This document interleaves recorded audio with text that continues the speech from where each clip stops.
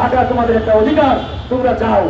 তারা এই সরকারে যুক্ত হলেন, আমাদের প্রত্যাশা ছিল তারা এই সরকারে যুক্ত হয়ে আওয়ামী লীগ নিষিদ্ধের প্রস্তাব ক্যাবিনেটে তুলবেন।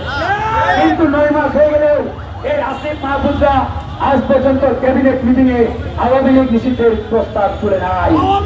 তার মানে এরা দিনের বেলা আওয়ামী লীগ নিষিদ্ধ চাই আর রাতের বেলা আওয়ামী লীগের পুনর্বাসন চাই, এই ফর্মুলায় কাজ করছে। দিনের বেলা আওয়ামী লীগ নিষিদ্ধের বড় বড় লেকচার তুলে আর রাতের আধারে আওয়ামী লীগের পুনর্বাসনের জন্য যা যা করার তাই করতে আসিফ এবং মাহফুজ। এই দুইজন যদি অনতি বিলম্বে পদত্যাগ না করে, আমরা গণ অধিকার পরিষদ তাদের 15 দিনের আলটিমেটাম দিয়েছি, আমরা 15 দিন দেখবো। এরপরে বাংলাদেশের অন্যান্য রাজনৈতিক দল, ছাত্র জনতা সকলকে নিয়ে আমরা তাদের মন্ত্রণালয় ঘেরাও করে তাদেরকে পদত্যাগ করতেও বাধ্য করবো। নৈতিক ভাবে এই উপদেষ্টার চেয়ারে থাকার আর কোন যোগ্যতা রাখে না, বন্ধুতা রাখে না এবং নৈতিক অধিকার রাখে না। তাই আসিফ মাহফুজকে পদত্যাগ করতেই হবে।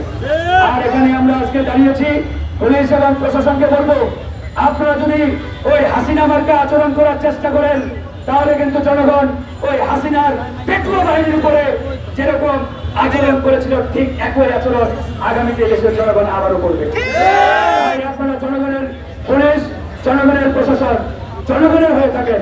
আমরা চাই পুলিশ বাহিনী যাতে জনগণের বন্ধু হয়ে কাজ করে। এই পুলিশ বাহিনী বিগত 17 বছরে হাসিনার পেটুয়া বাহিনীর রূপে যেভাবে ব্যবহৃত হয়েছেন, আগামীতে এই পুলিশ প্রশাসন যাতে আর কোন সরকারের পেটুয়া বাহিনীর ভূমিকায় লিপ্ত না হয়, এটা আমাদের প্রত্যাশা থাকবে। সেই জায়গা থেকে আমরা প্রয়োজনে পুলিশ প্রশাসনকে সহযোগিতা করতে প্রস্তুত আছি। তার আগে এই পুলিশ এবং প্রশাসনের আচরণের পরিবর্তন আনতে হবে।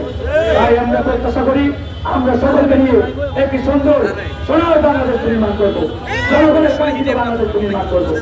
তো যাদের বন্ধুগণ, আজকে এখানে আমরা আছি, আমাদের একটি প্রতিনিধি দল ইতিমধ্যে ভিতরে প্রবেশ করেছেন। তারা স্বরাষ্ট্র উপদেষ্টাকে স্মারকলিপি দিয়ে তার সাথে কথা বলবেন, এরপরে বের হয়ে আবারও আমরা আপনাদের সাথে কথা বলবো। আমরা ভালো থাকবেন। আমরা আমাদের এই